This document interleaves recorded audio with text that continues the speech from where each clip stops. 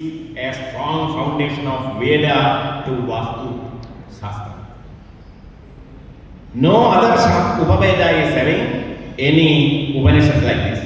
Hardly there is no text even. There is no text like Gandharva Veda. A text is not there. Rigveda is there. Yajurveda is there in the text form.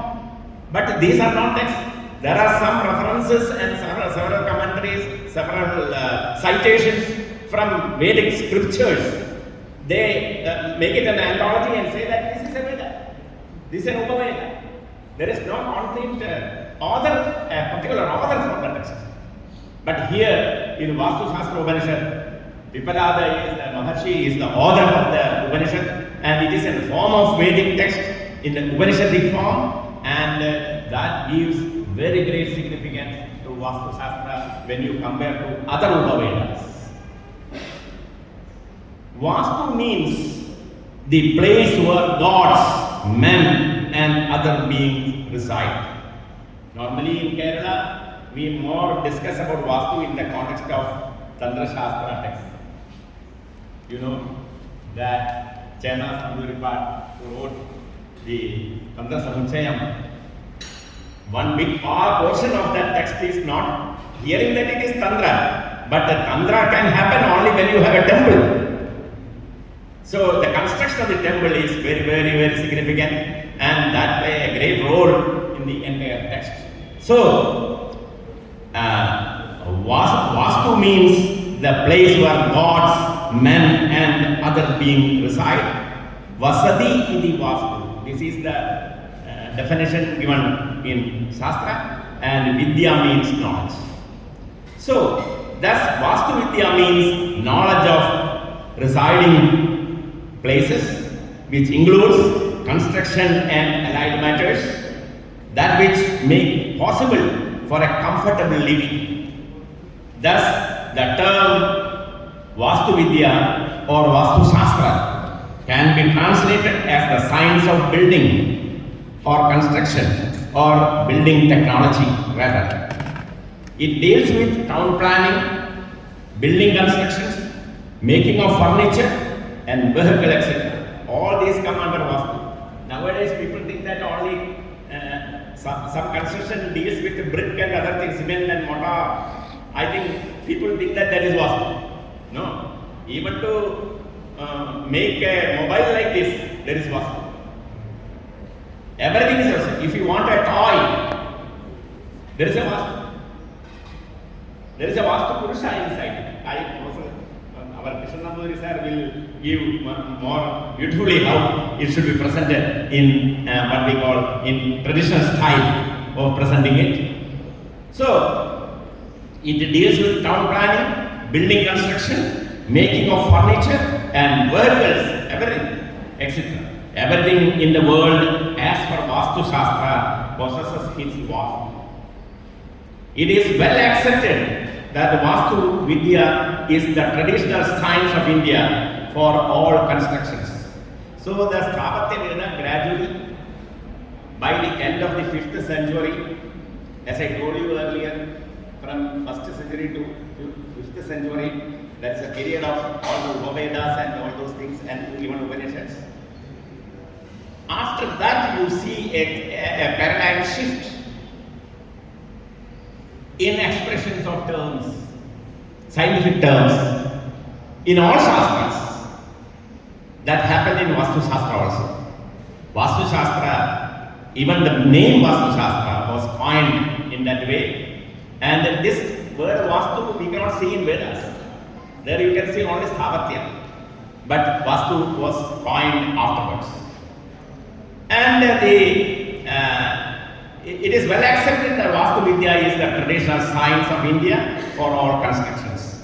The references of this science can be traced down even from earliest literature called Rigveda, Yajurveda, Samaveda, and Atharvaveda. The classical texts on Vastu, namely you all know, Manasara, Mayamata, Manushyalaya Chandrika, Samarangana Sutradhara, etc. Ishana Gurudeva, so many texts are there, major and minor texts. these texts are not fully independent texts. They have borrowed each other. Several portions you can see without any change in the same manner. And this is giving and taking by these texts that you can see. And they have borrowed much each other, and mostly they are indebted to earlier literature called Sthapatyaveda.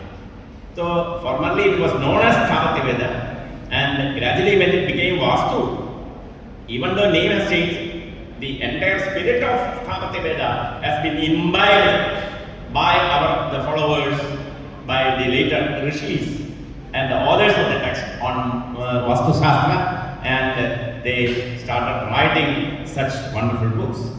The central theme, arrangement of topics, method of description, order of chapters, etc., are almost similar in these texts.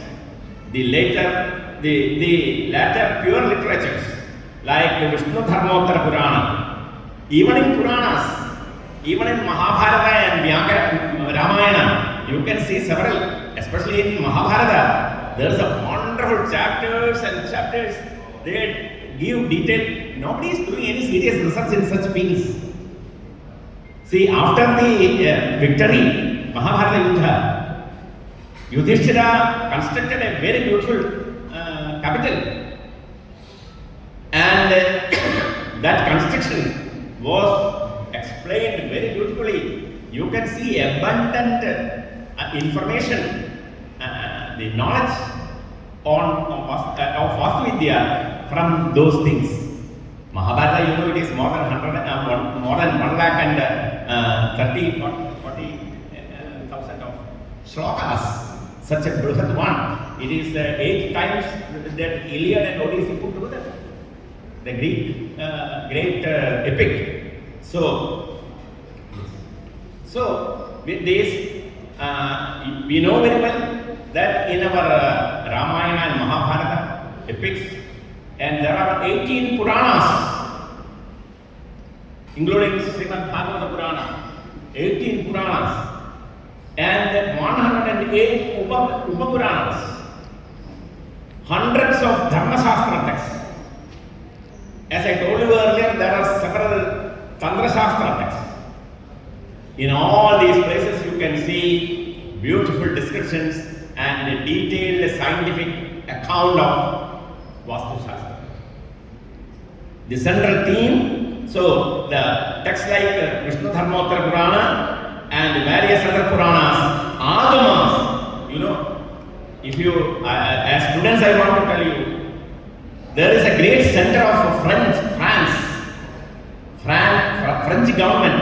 They have instituted one French institute at Pondicherry in India, where their job is to collect all the old manuscripts written in palm leaf and exclusively on Agamas, Shaiva Agamas. More than 1,500 manuscripts now they collected. They are doing in-depth research in that Agamas. Agamas are connected with our Tantra Shastra and our Indian culture, our Indian knowledge systems, and a vast area is being covered regarding Vastu Shastra as far as the Tantra Shastra texts and Agama texts are concerned.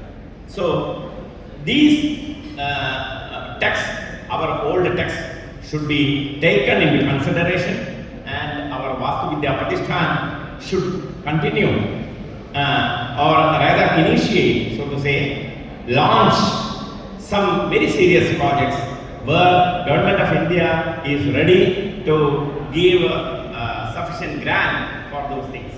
See, for 2 years I was a member of that grant committee in sanctioning the committee, but this year I don't know whether I am there or not. But surely those who apply submit very serious projects that will be considered. They will not be neglected or abandoned. They will be those projects will be accepted and they will be given grant. And that will be a source of money for working. For every work we need money. So we get money, and also we will take the whatever remaining. This I was telling Balagopala Prabhuji today morning. I was talking with him. See, we jointly have organized several things in Kandol Shala, and we are planning of a PG diploma on Vastu Shastra with the Vastu Vidya Pratishthan, and that is on our pipeline. That may happen within 1 or 2 months. Tomorrow there is a serious meeting on that issue that is going to happen with the Vastu Vidya Pratishthan. So our association with the Professor Achyutan and the Professor Balagopala Prabhu with such luminaries in the field is very great. And with these observations, I beg to remain. Thank you for patient hearing. Thank you.